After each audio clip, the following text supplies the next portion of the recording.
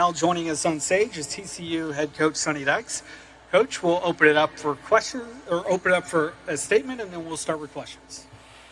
Yeah, I just want to say, first of all, thank you to the media for being here.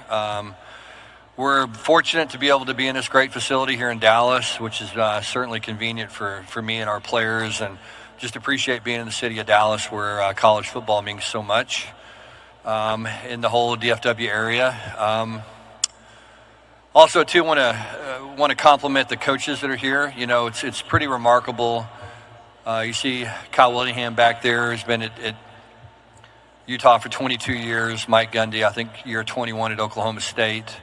You know, the success those guys have had is really pretty remarkable. You know, you look at Willie Fritz, Lance Leopold, those guys, you know, are outstanding football coaches, have won at places that are very difficult to win at. You know, I just think overall this conference has tremendous coaches, guys that know how to win, guys that know how to win at tough places. You know, really excited about the Big 12. You know, I think Brett's done a tremendous job of positioning us. Excited about the future of college football. You know, it's been I talked about this earlier, it's been surgery by chainsaw to get us where we are today, but I do think we're making progress in the right direction in terms of the big picture things that are happening now. Finally, the talent is being compensated in college football, and the players are being paid. You know, my sincere hope is that everyone operates within the spirit of the rules, just like they do in professional sports. You know, I'd like to see college football cleaned up. I want to see it cleaned up for the student athletes. I think as coaches, we're supposed to set an example for them. And as universities, we're supposed to set an example. So my hope is that, you know, teams will operate within the new rules and that we'll have great parity in college football. It's the greatest game in the world. It's an exciting time of year. There's no place I'd rather be than Big 12 Media Day to day. So, again, thank you for being here, and I look forward to visiting with you guys. And if you have a question, please raise your hand. We'll go to the center right in the back. Coach, Steven Simcox from Locked On Horned Frogs. How do you feel about your running back room right now, and specifically Jeremy Payne and Nate Palmer going into this season? Yeah, good question. Excited about that group. You know, I think we did not run the football well last year. I think if you say what do you need to improve on, you know, early in the year we were a turnover machine. We turned the ball over way too many times. We didn't create enough turnovers defensively. We got to be able to stop the run better defensively, but the big thing is we got to be able to run the football on offense.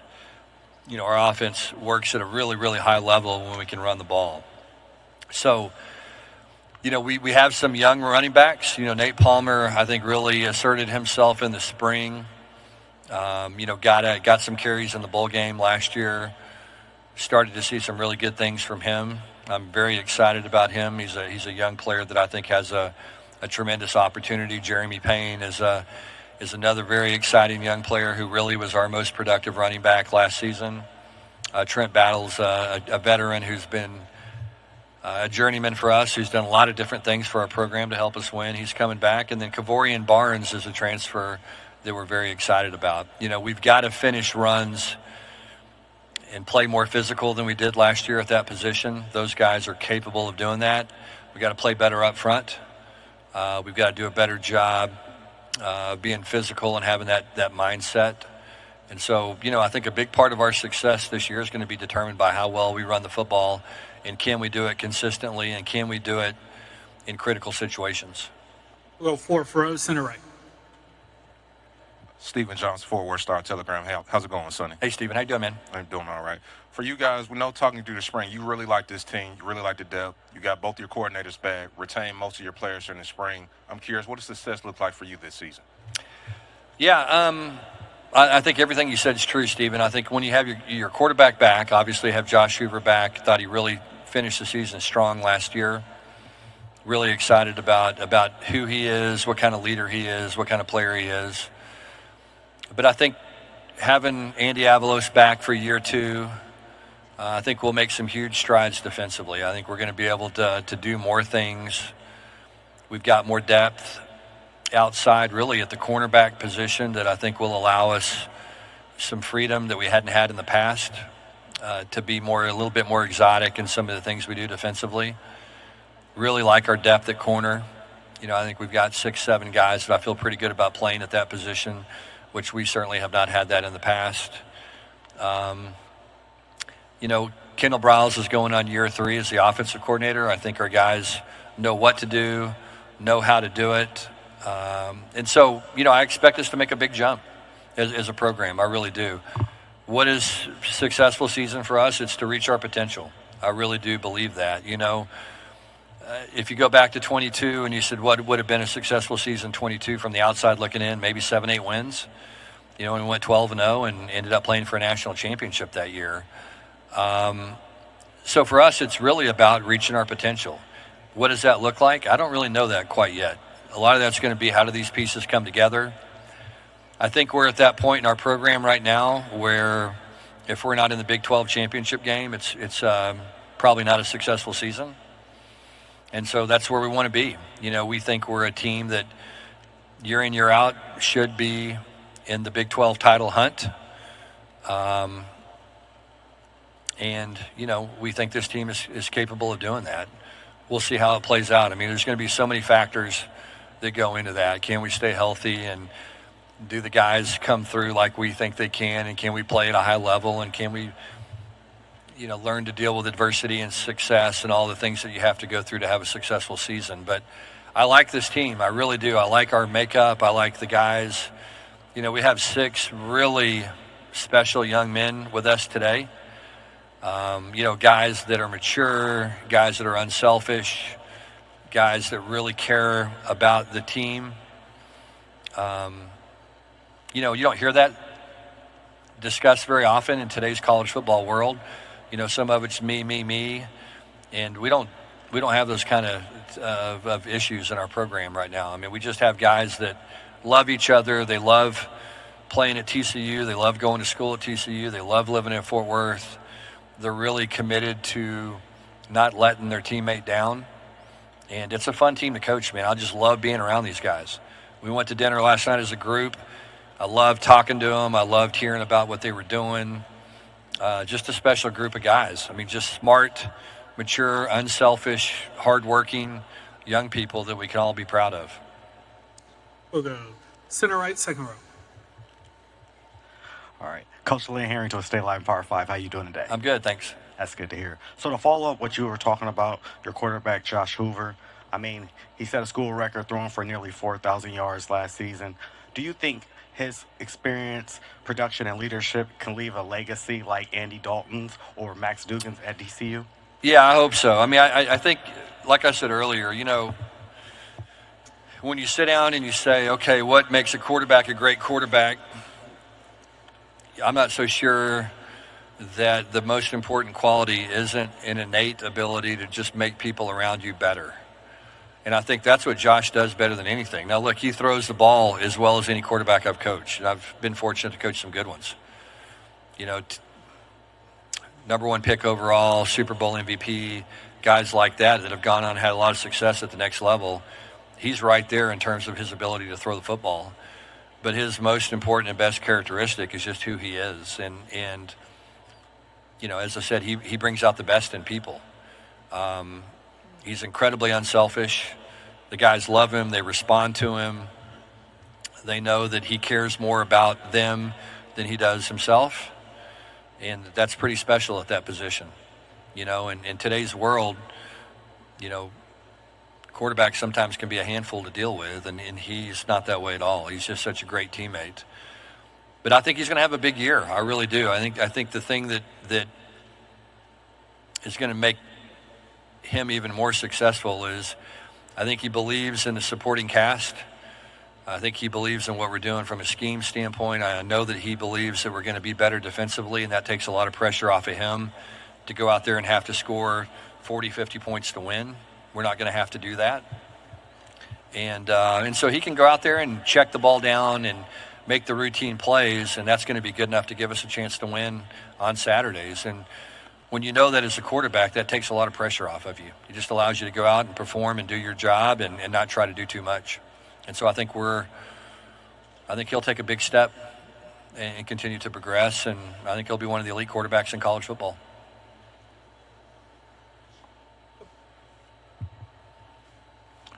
Hey, Coach. Wanted to ask you just right here to your right. Okay, sorry. You're good. Nick Hamilton, Nightcast Media. Just wanted to ask you just how impactful has Elijah been to your program, and then what do you see for him this season? Well, he's been a little bit banged up so far. He had a pretty significant injury coming over from Washington, but expect him to, played on the national championship team at Washington as a starting corner. Expect him to be a vital part of our team. Got a lot of experience playing. Really, really talented. Haven't really seen him completely well yet. Had a pretty significant surgery, but reports are that he is back full speed. Participating fully and fully cleared. So excited to see what he's going to do. I mean, he plays with a lot of confidence. He's a really interesting guy. Got a great personality about him. Very competitive. Certainly going to give us a ton of depth at that position, a lot of experience. And as I talked about earlier, in today's world, having corners that you're comfortable matching up with just really changes what you can do defensively. It allows you so much more freedom, and you can be much more aggressive in what you want to do and how you want to do it. So excited about Elijah and and what he's going to mean to our program. Hi, Sonny. How are you? Good. How are you? Great, thank you. You're welcome. My name is Fatima Johnson with D210 Sports. I have a two-part question for Okay. you.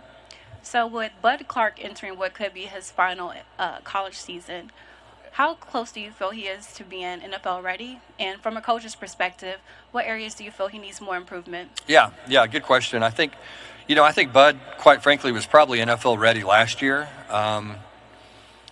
Bud has played so much football. If you go back and you look at the 22 season, we're playing in big games, and Bud's making play after play after play in those big games on the biggest stage, in the national championship game, in the semifinal game against Michigan, made a bunch of big plays. He's got a knack for being around the football. He's a really athletic, long, rangy safety that can cover. Is much more physical maybe than you think he is. Really good tackler. I think the big thing Bud wanted to do, he played at a high level last year, but I think he realizes he's capable of playing even better. And I think that's what brought him back. And that's one of the things that I think is good about rev share now. You can go and you can pay a guy like Bud Clark what he deserves to get paid now, and he doesn't have to go to the NFL. He's able to come back for another year, refine his craft, get a little bit stronger, a little bit bigger. Bud's been one of those guys that he burns really hot. He's had a hard time putting weight on, and I think now he's gotten bigger, he's gotten stronger. That's going to help him be more durable, stay healthy. Anyway, I'm really excited about what he's capable of. He's got that experience. The safety position right now is like the linebacker position used to be in college football. Those are the guys that have to be leaders. They get everybody lined up. They communicate.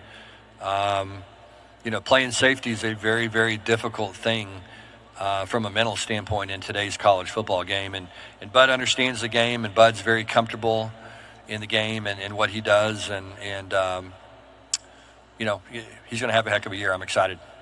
One final question for Coach. We'll go center left. Good morning, Coach. Mike Wilson, Sports Byline Radio. You mentioned earlier about players getting paid and coaches staying within the spirit of the rules, right? Are there any other guidelines with that do you think need to be added, and anything with that with the portal as well? Yeah. Yeah, I think right now, obviously college football is partnered with Deloitte, and what Deloitte is going to do in terms of assessing real NIL and what that's going to mean. And okay, so what happens if you violate that? What's going to be the cost of doing that, and all the things? There's so much football, there's so much passion around college football right now that you're going to have people, you're going to have boosters, you're going to have fans, you're going to have people that, want to break rules. I mean, that's been part of the game of football for forever. Hundreds of years, going back 100 years.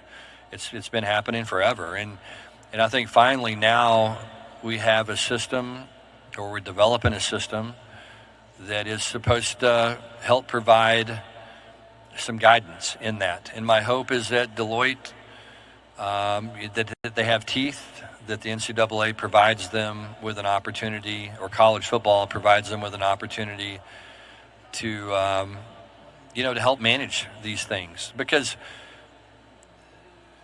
college football is better when there's parity.